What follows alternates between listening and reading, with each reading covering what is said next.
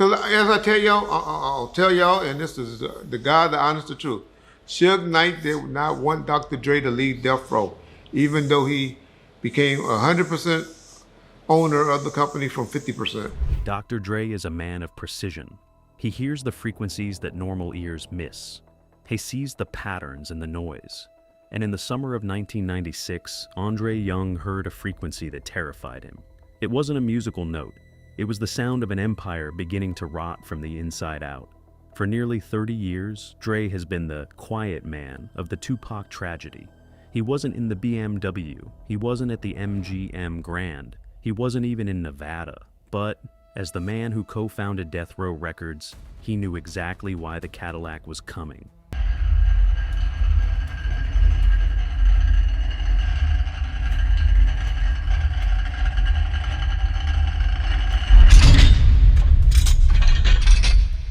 In a series of recent chilling admissions, the doctor has finally pulled back the veil on his strategic exit.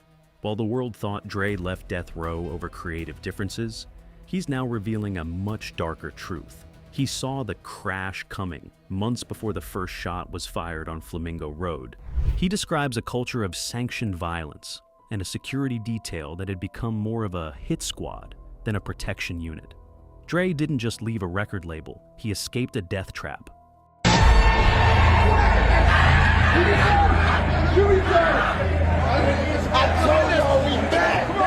After the fight, Tupac was still in that mode. Hey.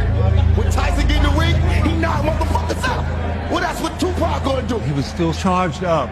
Gave an interview to BET, not knowing it would be his last. Y'all see that? 50 punches, I counted it. Everybody that go to jail come out, they got good luck. That's very addictive. When niggas come against me, I'ma knock they punk ass out. But what makes Dre's recent words truly chilling isn't just why he left. It's what he told Tupac in private before he walked out the door. He's finally revealing the last warning he gave the 25-year-old rapper about the false loyalty of Suge Knight. He's detailing the phone call he received from the Las Vegas hospital and the reason he chose to stay in Los Angeles while his former brothers were bleeding out in the desert. Was it a gut feeling? Or did Dr. Dre have information that the rest of the world is only just finding out today? Tonight, we are looking at the exit strategy. We're deconstructing the corporate files of Death Row, and the chilling reason Dr. Dre believes Tupac Shakur was a sacrifice for an era that had no other way to end. The doctor is in. And the diagnosis is darker than you ever imagined. The corporate autopsy. I'm not thinking about, when I go in the studio with somebody, I'm not thinking about where you live or where you from, East Coast, West Coast, all that bullshit. Right. That was complete bullshit beef that caused a lot of motherfucking violence, danger to our culture and what we do that was really unnecessary. So I wasn't thinking about it in that way. What I was thinking about was working with an artist that I really love and respect. Death Row in the 1990s was beyond record label. The name printed fear, fame, and gang associations that even some insiders, including founding members like Dr. Dre, were looking for the exit door despite having to pay a huge price, some in millions of dollars. What drove these rappers away, especially Dre, who co-founded the label? 3 decades later, he is finally speaking the truth about his departure from the most famous rap record label of the 90s. Dr. Dre didn't leave Death Row Records suddenly. It wasn't one argument, one bad day, or one contract dispute. It was something that built slowly, something that changed the entire atmosphere around him. By March 1996, he realized the label he helped build was no longer about music. It had become something else. In The Defiant Ones, Dre explained that feeling in simple but heavy terms. He described the environment as dark, not just stressful, but something deeper, something that made him uncomfortable on a level he couldn't ignore anymore. He wasn't just making records. He was surrounded by tension, fear, and unpredictability. And that darkness had a source. Can you tell me about how, because I know how they portrayed it in the movie, but I would like to know how Dre informed Suge that he was leaving the label in '96. Yeah. Well, it wasn't no conversation on, hey, I'm leaving, I'm out of here. The shift from music to fear, When Death Row started, it was focused on music. Dre was building sound. He was shaping a new style that would define the West Coast. Albums like The Chronic showed what the label could be when creativity led everything. But over time, the energy changed. Suge Knight's leadership style became more aggressive, not just in business, but in presence. Stories began to circulate about intimidation, threats, and violence tied to how deals were handled. That kind of environment doesn't stay in the background. It becomes the culture. Dre started to see that clearly. What once felt like a powerful movement began to feel unstable. Decisions were no longer just about records or artists. They were influenced by control, fear, and dominance. In his own words from The Defiant Ones, he realized things were heading toward war. The war mentality wasn't just competing with other labels. It was locked in a real conflict, especially with East Coast labels like Bad Boy Records. That tension was public. It showed up at award shows, in interviews, and in songs. But inside the label, it went deeper. The rivalry wasn't just about music anymore. It became personal. It became aggressive. Dre was not built for that. He was a producer first. His focus was sound, structure, and innovation. He didn't want to be part of something that felt like a battlefield. So when he looked around, he saw something dangerous, a label moving away from creativity toward confrontation. That realization stayed with him, and it changed everything. Dre was on probation and Suge was on probation. Those niggas were sweating bullets after that Mark Anthony Bill incident at that Christmas party, all three of them. So he like, man, you know what, I'm tired of this bullshit. Which, but we know he was still around. But, that shit that builds up.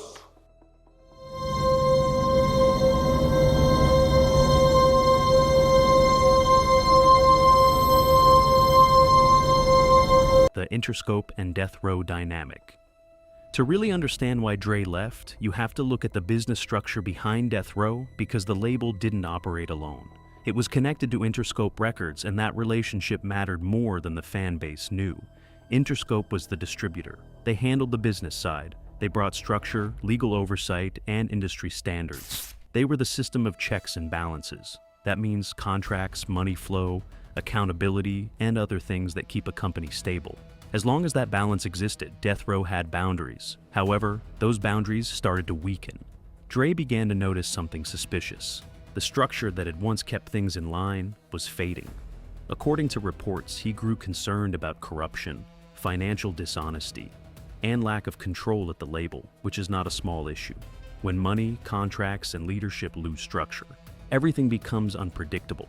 Dre wasn't just dealing with creative disagreements, he was watching the system itself break down. The checks and balances were disappearing, and without them, Suge Knight's control became absolute. Because as I tell y'all, I'll tell y'all, and this is the God, the honest, the truth. Suge Knight did not want Dr. Dre to leave Death Row, even though he became 100% owner of the company from 50%. He did not want that. As these internal battles were ongoing, Dre and Tupac were icing sounds, lyrics, and together they made one of the best rap songs, which became a cultural anthem of the 90s era, the energy that changed everything. When Tupac Shakur walked into Death Row in late 1995, everything shifted overnight. The label had already been powerful, but his arrival injected something explosive into the studio. It wasn't calm creativity anymore.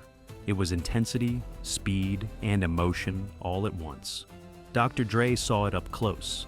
In interviews like those from Art of Dialogue, Dre didn't describe Tupac as difficult in a simple way.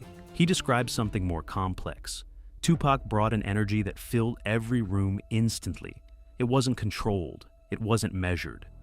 It was constant movement, constant urgency. As if time were always running out, that kind of presence changes how music gets made. One, let me start with Tupac. He was one of the most talented people I've worked with because, the little time I spent working with him, he went in the studio, and usually people sit in the control room and write the lyrics and what have you to the track that I present. He went in the mic booth and put the headphones on. I let the track run down one time, instrumental.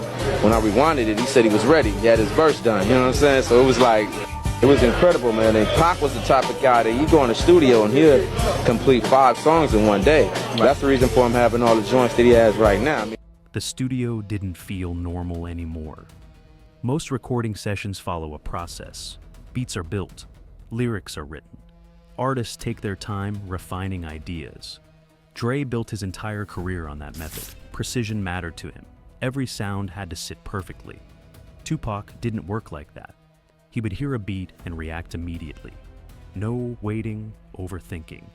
He would start writing within minutes, sometimes pacing the room, sometimes speaking lines out loud before even touching paper. According to studio accounts, he could complete songs extremely fast, driven by raw emotion rather than careful construction. That speed created pressure. Engineers had to move quickly, and producers had to adjust. The entire studio environment had to keep up with him or get left behind. Tupac didn't slow down for anyone. Dre noticed that. And for someone used to control, that kind of chaos was difficult to manage. There's a difference between intensity and instability, but Tupac had both. You as close as we can get to Pac, what was the experience like? It was incredible. You know, I remember being in the studio with Pac, and he actually went in the mic booth to write, you know, and I'm like, okay, that's different. So I'm in the control room, and he writes the lyrics. All right, I'm ready, you know. He spits California Love, 1 or 2 takes. Like, all right, put the next thing up. And he would just sit in the booth, you know, like, put the next thing up, right? Put the next thing up. You know, I think that's the reason why he has so many songs and so much material, you know. It was incredible. He's like a machine. Serious machine, serious talent.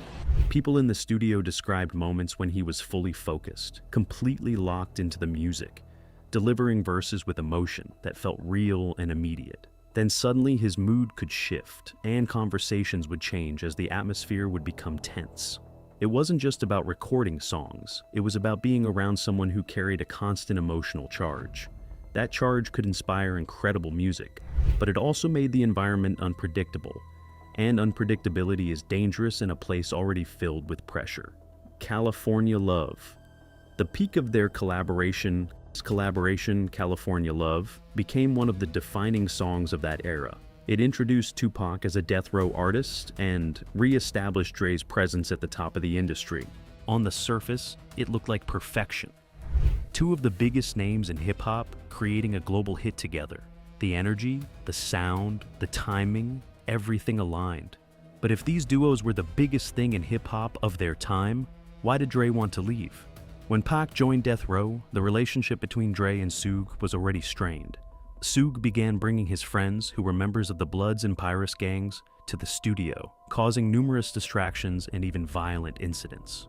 2 of Dr. Dre's former crew members were allegedly threatened by Suge with a gun and, according to rumors, made to drink urine for using the studio phone. While waiting for Dr. Dre, they would eventually call the cops. Subsequently, Dr. Dre's work ethic declined during the final days at Death Row, with him barely showing up and seeming lazy. This was the same period when Pac, full of energy, was working on his album post-jail and accused Dr. Dre of being apathetic. It appears that California Love, their best and only collaboration, was initially intended for Dre's album, but Suge decided to give it to Pac to bolster the latter's album, All Eyes on Me, as he was pushing it at the time. Dr. Dre was reportedly not pleased and secretly envious of the song's massive success. And Suge made another comment on this podcast that I want to get your opinion on. He said that the reason for the downfall of Death Row was because Snoop and Dre was jealous of Tupac. What do you think about him saying that? I don't know, because I believe the ghostwriting factor. You know. You also co-wrote one of Tupac's most popular songs, man, California Love. Yes, sir. Give me the backstory behind it. Well, that was another one where Dre already had the concept. You know what I mean? He's like, I want to make an anthem. That originally started, Dre was working on the whole new album. He started a new album. So he initially he had 3 verses on that joint. Dr. Dre has always relied on writers to help shape verses. This wasn't hidden inside the industry. Artists like the DOC and others contributed heavily to his earlier work, including The Chronic. During the Death Row period, that system was still in place. For California Love, Dre's verses were not created in isolation. Writers helped structure the lines, refine the delivery, and match the energy of Tupac's performance. That was necessary because Tupac was writing and recording at such a fast pace. The contrast between them was so obvious because Tupac was raw, immediate, and emotional. Dre was structured, layered, and calculated as a result. That difference created tension. In the studio, Tupac wanted to move fast. He would record multiple songs in a single session. He didn't want to wait for perfection. He wanted to capture the moment. That's why All Eyes on Me was completed in a relatively short period, with a massive number of tracks recorded quickly. However, Dre didn't work that way. He believed in taking time to perfect every detail: mixing, sound design, and arrangement. Those things couldn't be rushed in his process. So now you had two forces in the same room. One is pushing forward at full speed, while the other is trying to maintain control and precision. That tension didn't always show publicly, but it was there. The studio wasn't isolated from what was happening outside. At that time, Death Row was already dealing with intense pressure. The East Coast-West Coast conflict was intensifying. Media attention was constant. The label itself was becoming more aggressive in its approach. Tupac fed into that energy because he was ready for it. He suspected Biggie and Diddy had something to do with his first shooting incident. So do you think Puffy was involved in the shooting? I believe so. I do believe so. I have proved things that I could say that will back up my claim, but this is not for the world to know about. You know what I mean? It's between me and him, and only he knows. So every time he say it didn't happen, or that's the only thing that makes this become an issue to everybody. If you're gonna act like you a gangster or a G or the king of New York, I'm gonna expect that. And when you don't come through, then I'm gonna want to crush your empire. And that's what it's time for. He didn't separate music from conflict. His lyrics, his interviews, his attitude, everything reflected what was happening around him. That made the studio feel like an extension of the larger situation. Unfortunately, Dre didn't want that. He wanted music to stay music, but that separation was disappearing. When I go in the studio with somebody, I'm not thinking about where you live or where you from, East Coast, West Coast, all that bullshit. That was complete bullshit beef that caused a lot of motherfucking violence, danger to our culture and what we do that was really unnecessary. So I wasn't thinking about it in that way. What I was thinking about was working with an artist that I really love and respect. From the outside, it looked like Dre and Tupac were unstoppable. They had hit record, influence, and attention. But success doesn't always mean things are working internally. In fact, sometimes it hides the problems. For Dre, working with Tupac made it clear that the environment was no longer sustainable. The energy that made the music powerful was the same energy that made everything unstable.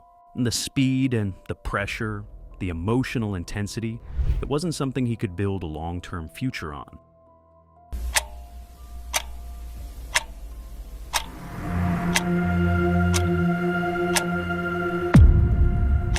The reality for Dre. When one person has total control, the environment changes, decisions are no longer questioned, and there's no accountability. And for someone like Dre, that was dangerous because of his previous experience and problems with Ruthless Records earlier in his career. Back then, he left because he felt financially manipulated and trapped. Obviously, he was seeing similar patterns again, but even worse because this wasn't just about money. It involved power, intimidation, and instability. The breaking point came in the early 1996. Dre had reached a conclusion that Death Row was not a place he could grow anymore because of so many factors. The music was no longer the priority. The environment was unpredictable, and the leadership was moving in a direction he couldn't support. So he made a decision that shocked the industry. He walked away not just from a label, but from one of the most successful empires in hip-hop at the time.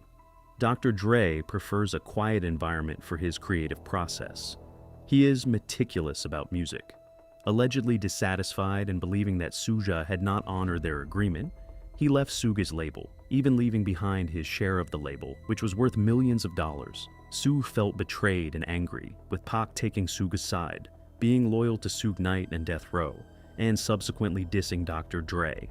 Upon leaving, Dr. Dre took all the masterpieces and productions with him to his freshly new label Aftermath. Suge was furious, leading Pac to diss him on a song with the same beat as No Diggity called Toss It Up. Dr. Dre was supposed to testify as a witness in Snoop Dogg's murder case, but he didn't show up, citing business commitments. Snoop Dogg was displeased, and Pac sided with Snoop.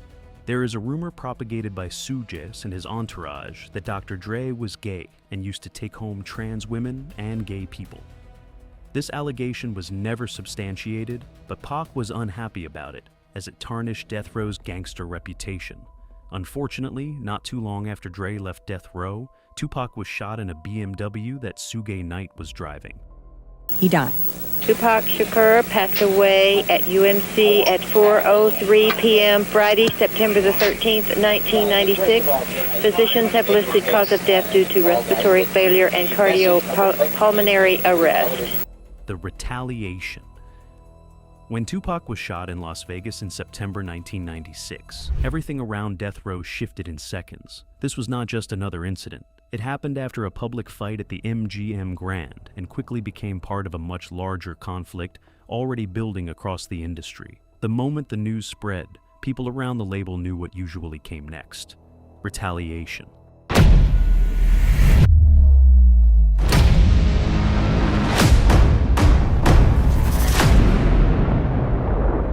That word carried real meaning in that environment. It wasn't symbolic, it meant action, response, and escalation. The culture around Death Row had already been moving in that direction, and situations like this only made it stronger. When something happened to one of their own, the expectation was simple. You respond, and you respond fast. Dr. Dre understood that better than anyone. By that time, he was not just a producer. He was one of the most important figures tied to the label's identity. His presence alone carried influence. So, if he showed up at the hospital, it would not have been a quiet visit to check on Tupac's condition. It would have been seen as leadership stepping into a moment of crisis. And leadership in that moment meant something dangerous. Dre knew that being there would place him in the center of everything that followed. People would look to him for directions. Decisions would be made around him. His words, his reactions, even his silence would be interpreted as signals. In an already tense environment, that kind of attention could quickly turn into pressure to act. The reality is, Dre was not built for that role. He was not trying to cause conflict. He had already seen where that path could go. The energy inside Death Row had shifted long before that night. By the time Tupac was in the hospital, that shift was complete. Showing up would have meant accepting that reality, and Dre chose not to. His absence was not random, it was intentional. It was a decision made with full awareness of what it would mean. By not going, he removed himself from the immediate chain of reaction. He stepped outside of a situation that could have pulled him deeper into something he no longer believed in. Looking back, that decision carries even more weight. Tupac's death became one of the most defining moments in hip-hop history, and the violence surrounding that period left lasting consequences for everyone connected to it. People who stayed close to that environment faced risks that went far beyond music. Dre avoided that. By not stepping into that moment, he created distance between himself and a situation that was about to spiral further. He did not take on the role that others might have expected from him. He did not place himself in the middle of something he could not control. In simple terms, he chose peace. And in that environment, peace was not passive. It required stepping away, even when it looked like the wrong move from the outside. It meant refusing to follow expectations that could lead somewhere irreversible. That single decision changed everything, because sometimes what you don't do matters more than what you do.